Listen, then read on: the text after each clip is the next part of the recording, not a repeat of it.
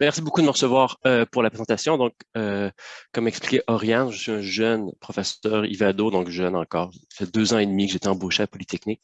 Et je travaille en ingénierie cognitive, soit la conception des systèmes pour aider à la prise de décision de l'humain dans des environnements complexes.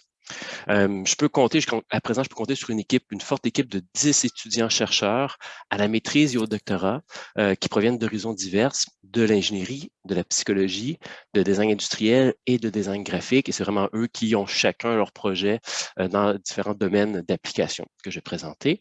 Et je peux aussi compter dans mes travaux sur de nombreux partenaires industriels avec qui mon équipe a pu initier plusieurs projets de recherche collaborative dans les domaines de l'aviation, de la santé, du pilotage maritime et des opérations minières.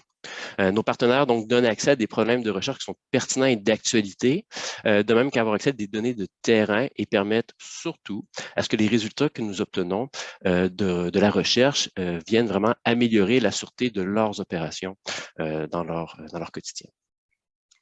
Donc, quelle est la caractéristique commune entre ces domaines d'application? C'est la prise de décision critique. Donc, l'humain, qu'il ou elle soit pilote d'avion, médecin ou opérateur de mine, doit prendre des décisions rapidement qui ont un impact sur la vie des gens tout en consultant une foule de données. Le pilote, par exemple, doit surveiller en continu l'état des systèmes de l'avion et en cas de panne critique, répondre rapidement aux alarmes, communiquer avec la tour de contrôle, réaliser une diversion vers un nouvel aéroport, suivre les nouvelles procédures d'approche et éviter le trafic avoisinant.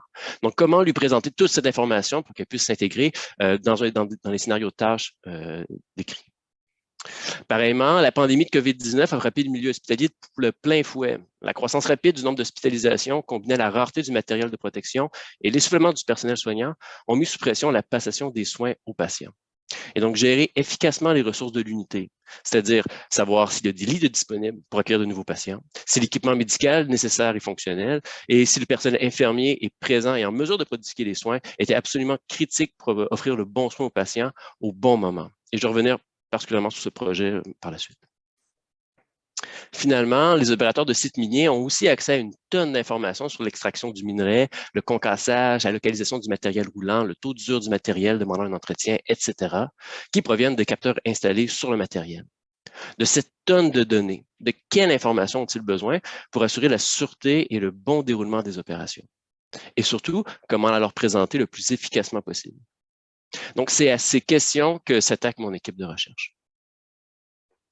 Pour ce faire, je mets l'utilisateur final au cœur de toutes nos activités, de l'idéation à son implémentation, en suivant une approche de design qui s'appelle la conception centrée sur l'utilisateur. Donc, cette approche implique d'aller à la rencontre de nos utilisateurs finaux, donc que ce soit des pilotes d'avion, les médecins intensivistes ou les responsables d'entretien des équipements miniers, afin de comprendre la réalité du terrain, leur travail cognitif et les mécanismes de prise de décision. Observer les frustrations vécues lorsqu'il ou elle utilise des outils actuels qui leur sont disponibles nous permet aussi de développer une empathie afin d'améliorer la situation. La conception centrée sur l'utilisateur est une démarche itérative. Qu'est-ce que ça veut dire? Ça signifie qu'on ne sera jamais capable de trouver la bonne solution du premier coup. Moi, j'ai jamais vu ça. Au contraire, on apprend des nouvelles informations à chaque fois que nous retournons rencontrer nos utilisateurs, que ce soit pour valider les résultats d'un entretien ou leur demander d'utiliser un des prototypes dans un scénario de tâche. Le diagramme que vous voyez est tiré d'un article qui a été rédigé par mon équipe étudiante au début de la pandémie, qui présente la conception d'un outil de visualisation des ressources médicales de l'unité des soins intensifs. Ce projet illustre bien le travail réalisé dans mon laboratoire, puis je vais en parler plus en détail dans les prochaines diapos. Donc, l'unité des soins intensifs pédiatriques à l'hôpital CHU Sainte-Justine a conçu un affichage numérique qui présente le plan de l'unité avec ses 32 chambres, les patients présents, leur état de santé et l'équipe médicale qui en prend soin. Ces informations sont tirées d'une base de données qui est mise à jour automatiquement pour la mesure des signes vitaux ou par le personnel administratif. Ce tableau est affiché sur un téléviseur à l'entrée de l'unité pour qu'il soit vu de tous, et c'est justement là où l'équipe médicale fait son briefing en début de quart de travail. La situation a changé du tout au tout en mars 2020 avec l'éclosion de la pandémie. Soudainement, l'affichage existant était insuffisant pour répondre aux nouveaux besoins posés par la pandémie. C'est à ce moment que nous avons collaboré avec l'unité des soins intensifs de Sainte-Justine pour concevoir un nouvel affichage afin d'accélérer la prise de décision pour la gestion des ressources et répondre aux nouvelles exigences imposées par la COVID. Tout d'abord, nous avons dû comprendre le travail et la prise de décision de l'équipe soignante. En soins intensifs, les ressources se résument souvent par les 3 E, espace, équipe, équipement. Le maillon le plus faible de la chaîne limite la capacité de dispenser des soins à un plus grand nombre de patients. Au début de la pandémie, on se rappellera, on nous avait beaucoup entendu parler qu'il manquerait de ventilateurs pour oxygéner les patients, c'est-à-dire l'équipement. Bien que ce fût le cas dans l'État de New York, heureusement, ce ne fut pas le cas au Québec. À ce titre, nous aurions d'abord manqué de personnel infirmier, équipe, avant de manquer de ventilateurs, car un patient intubé doit être constamment surveillé par une infirmière formée. Et donc, nous avons utilisé le modèle des 3 E afin de classer les informations pertinentes à la gestion des ressources obtenues durant les entretiens menés avec le personnel médical. Les entretiens servent à identifier les buts cognitifs du personnel, c'est-à-dire les mécanismes de prise de décision mentale. Quel est l'objectif que veut atteindre le médecin?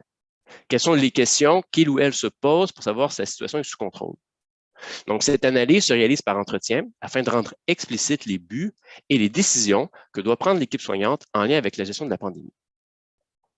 De même, durant les entretiens, on demande aux médecins pour chaque but ou décision identifiée comment mesurer ça. Et donc, lister les informations ou les variables pour connaître l'atteinte du but sont les exigences en information. Nous obtenons ainsi une liste de buts et de variables qui nous renseignent sur l'atteinte de ces buts. La liste de variables est importante car c'est l'information à connaître afin d'avoir une bonne prise de décision. Je donne ici un exemple de notre guide d'entretien. Donc, c'est un extrait qui couvrait différents thèmes, comme vous voyez, en lien avec les ressources médicales. Je me concentrais sur le premier thème, soit la gestion des patients et leur état de santé. Donc, ici, bien que nous parlons de la gestion des patients, le but qui est identifié dans l'échange avec le personnel soignant est d'éviter la surcharge de travail des infirmières. Et donc, l'atteinte de ce but, soit éviter la surcharge de travail, est informée par le ratio infirmière-patient. Il nous s'agit donc d'un indicateur clé à surveiller. Nous avons compilé l'ensemble des buts et de leurs indicateurs dans un tableau d'exigence et nous l'avons associé avec le niveau de prise de décision, soit la capacité de percevoir la situation, comprendre son importance et prévoir son évolution. Armés de cette information, nous étions maintenant prêts à concevoir les visualisations. Donc, au moment de la conception, notre objectif est que le personnel soignant puisse comprendre en un coup d'œil l'état de la situation dans l'unité. Et comme je l'ai dit, c'est une approche itérative. Donc, nous avons réalisé plusieurs itérations et nous les avons fait valider par le personnel à chaque fois. Donc, ici, c'est la première itération que nous avons faite, c'est la première version du tableau.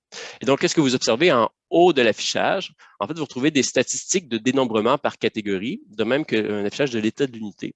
Donc, on retrouve les informations clés que nous avions identifiées précédemment en termes de ratio infirmière-patient et capacité d'admission.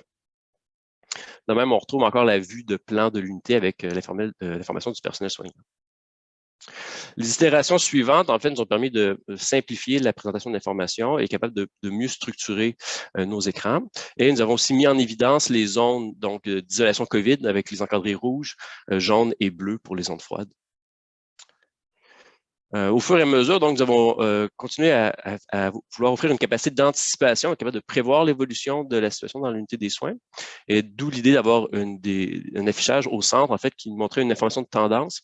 Mais on a observé que c'était visuellement chargé. De même, on a réduit le poids visuel de la zone COVID en mettant seulement un trait plutôt que toute la surface colorée.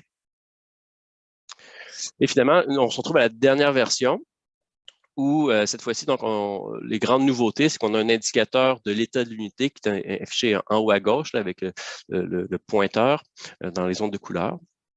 Et au centre, donc, on retrouve nos dénombrements en termes de nombre de patients, de ratio infirmière-patient, pédiatre-patient, de même que la capacité de pouvoir ajouter ou retirer la zone de débordement. Donc, les grands groupes d'informations montrent la décomposition par ordre d'importance de l'information, avec les indicateurs clés pour la décision qui sont situés au centre et la présence des patients en pourtour dans l'unité, de même que l'équipe médicale qui est présente en périphérie.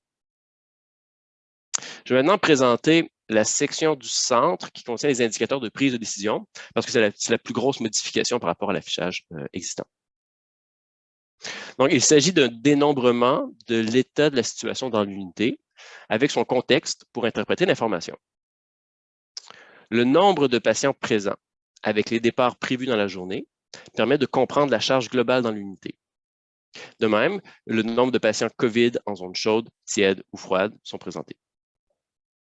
Le nombre de patients en attente de transfert vers les soins intensifs, avec l'indication de l'unité d'origine, donc d'où ils proviennent, permet de prévoir une augmentation de la charge des soins durant la journée.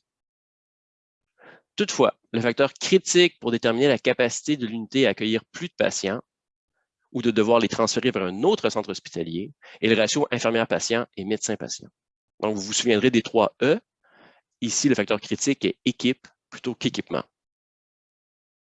Ces ratios qui sont importants pour connaître la capacité d'accueil n'étaient pas visibles sur le tableau précédent.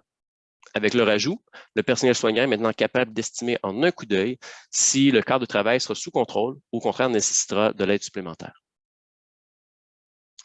Pour savoir si nous avions amélioré la prise de décision comparativement à la version précédente, nous avons réalisé une série d'évaluations avec le personnel soignant dans des scénarios de tâches, donc de prise de décision. Nous avons demandé au personnel de verbaliser leur processus de prise de décision, c'est-à-dire de penser à voix haute, durant l'utilisation successive du tableau existant et de la nouvelle version que nous avons conçue. Donc, je vais rapidement, je vous présente une question, un exemple de question en vous demandant quelle est votre capacité d'admettre de nouveaux patients, donc en observant le tableau précédent.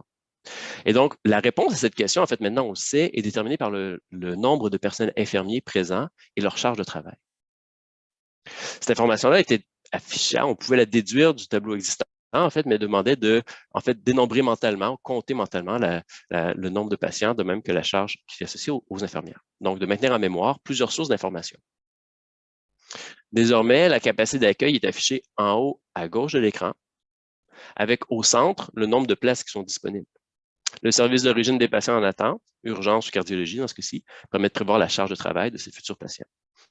Et donc, nous avons été capables d'accélérer rapidement la prise de décision mentale pour les scénarios critiques de tâches. Par la suite, donc, nous avions fini avec les maquettes. Il était maintenant le temps de faire le transfert technologique vers l'unité des soins intensifs et donc de développer le logiciel, le résultat. Et donc, c'est alors qu'on s'est retourné vers une équipe étudiante, donc le projet intégrateur de dernière année en génie logiciel, qui est un cours de mandat qui permet de répondre à des offres externes. Et donc, on a eu accès à une équipe de 5 finissants en génie logiciel, qui était vraiment une équipe A étoile, qui ont pu nous développer la solution, puis avec qui on a pu travailler vraiment main dans la main pour pouvoir avoir une solution qui a pu être transférée vers Sainte-Justine par après. Donc, ce projet a eu 3 grandes retombées. Tout d'abord, le code développé par les étudiants est en cours d'adoption et de déploiement à Sainte-Justine dans l'unité des soins intensifs. Ensuite, nous avons pu présenter nos travaux dans des communications et nous avons aussi un article en cours de rédaction pour un journal. Et finalement, la collaboration qui a été initiée avec l'équipe de Sainte-Justine a donné naissance à un nouveau projet de recherche de plus grande envergure, et cette fois-ci pour concevoir un outil de visualisation du dossier de santé du patient afin d'accélérer le diagnostic et la prise de décision clinique. Je veux quand même souligner donc, ce travail donc, pour le tableau. En fait, vous voyez, on a vraiment mobilisé une large équipe étudiante pour la conception de la visualisation, sa validation, les tests et la programmation informatique. Et c'est vraiment l'équipe étudiante qui sont les héros de toute l'histoire. Ce qui complète ma présentation, je termine sur un pitch en vous disant, donc, je travaille beaucoup dans le milieu de l'aviation et j'ai un nouveau projet qui est en cours de développement, en cours de démarrage, donc qui débutera officiellement à l'automne 2022. Et je suis à la recherche de 2 étudiants au doctorat, de même qu'un postdoctorant, afin de venir concevoir le poste de pilotage de l'avenir. Donc, c'est un grand projet où on aura en collaboration avec 6 industriels et 3 autres universités. Donc, si la conception centrée sur l'utilisateur sont des sujets qui vous intéressent, ben, je vous invite à prendre contact et me rejoindre rapidement pour en parler. Ce qui complète ma présentation.